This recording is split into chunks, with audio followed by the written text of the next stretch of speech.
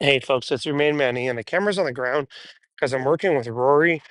Rory's an old English bulldog, and she's pretty short.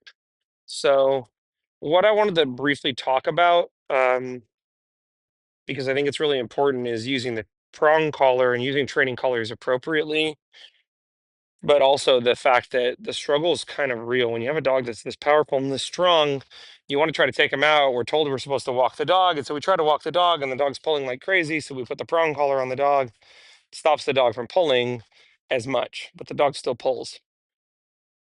Um, and so I understand it's a struggle, and I understand people have an inclination to take the dog out on the prong collar and basically teach the dog to pull them on the prong collar, which is not what you want to do. So the way you fix this or the way you resolve this issue is you got to take a step back and consider, taking a step back from walking the dog and letting them pull you around multiple times through for the day, and instead put the leash on them and really practice teaching them how to walk. Teaching the dog how to walk is super boring. It is, and that's why, we want to go to the beach. We want to go over to the taco place and go to our friend's house. We don't want to just walk back and forth in a circle. It's super boring. But there's really no workaround. Either you're going to have to walk around in the circle and teach the dog to walk on a leash, or you're going to have to pay somebody to put the thousands of repetitions in, and then you're going to have to learn how to walk them on a leash. So you can see I have the prong collar on her and I have my food pouch here. Good. And she knows with me that I don't really spend time with her. I don't really interact with her when she's crazy, when she's in this crazy state. I just kind of keep my distance so that she doesn't even associate being in that crazy state with being around me, right? So like I don't pet her when she jumps on me. I don't pet her and talk to her when she's all crazy and ignoring me. I'm pretty clear, like, hey, if you're ignoring me, I'm gonna take space from you, put you in the crate. If you're pestering me, I'm going to put you away. If you're pestering the dogs, I'm going to put you away. Like, you just got to chill, Rory. And what I've noticed is just over the course of one day, she's like really chill now. She's not jumping on me anymore. Good girl. And whenever I have her with me, she's like this. She just wants to train. So, the way I teach the dog to walk on the leash, it's pretty simple. I just hold the leash with both hands like this. So the leash is loose, but I can change how long it is with this hand. And then I just walk back and forth with the dog. So I start walking this way and then I just change directions and I go back this way. Okay. And I go back this way. I don't care if the dog is behind me, but they're definitely not allowed to switch sides. So I just keep the leash really on one side and then I change directions. I make a 180-degree turn and I just change directions. Good girl, Rory. Good job. Good. Good girl. Good. She has a tendency to want to be on the left side. But the food's right here. So the way I'm going to get her on the right side is by putting food over on this side. She's going to understand this is where the food is. Good. Good girl. Good girl. So I just walk a little bit and I just turn. And by turning, I actually keep her on one side. Good girl. Okay. The other exercise that I'm going to do, and she's kind of leading into it because she keeps trying to go on the left side, is I'm going to do a big figure eight.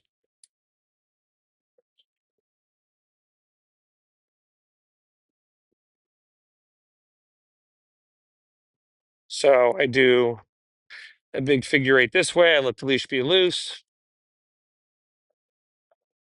And then I do a big figure eight to the left and I let the leash be loose. Now, if the dog is being crazy and not looking like how it's looking right now, you could do a couple different things. One thing, you could just stop, put her away, put her hopefully in a crate, and then come back again and try again later when you or her is in a different headspace.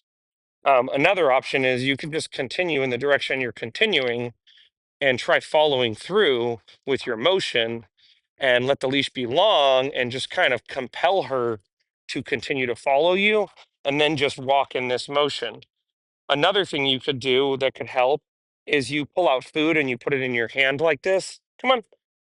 And you use the food to guide her and coax her a little bit. Good girl.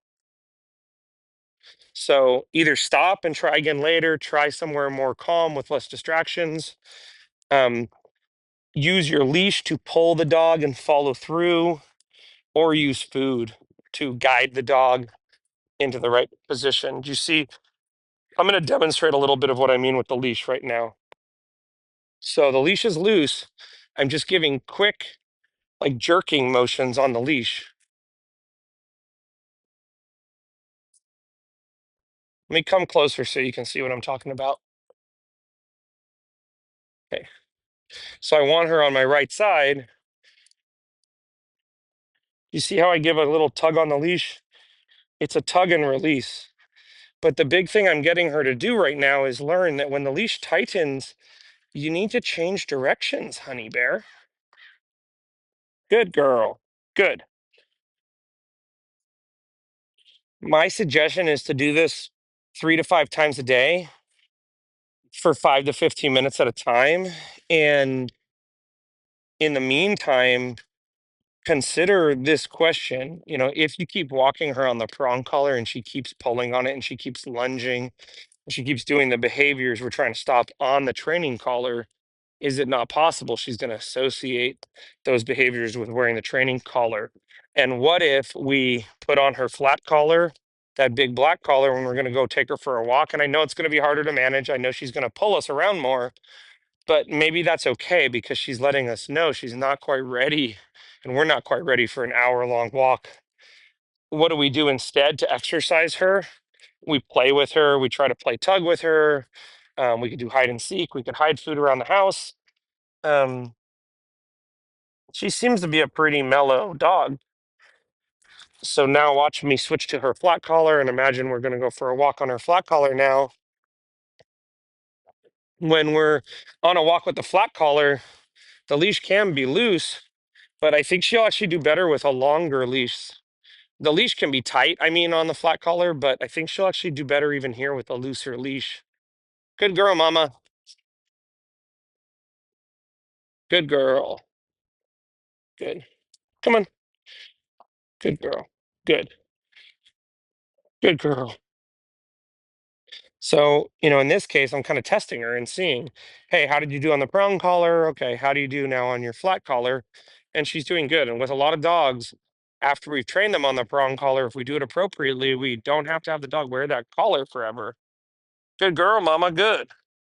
So that's all. That's it. Is just you're going to walk back and forth and you're going to walk in a figure eight. You're going to use the prong collar. You're going to have the food here. You're going to try to get her on one side. You're going to use two hands to hold the leash.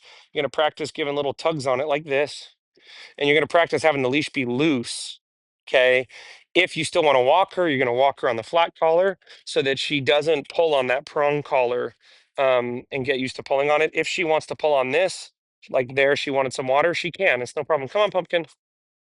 Come on. There you go. Good. So that flat collar is totally fine if she wants to pull on it. Okay. Typically, after we do a training session, we put the dog away. We put the dog somewhere calm where they can calm down, relax, and kind of process what they've gone over. So we'll see you guys in the future. We appreciate you, and hopefully you're as proud as I am about Rory. Thank you.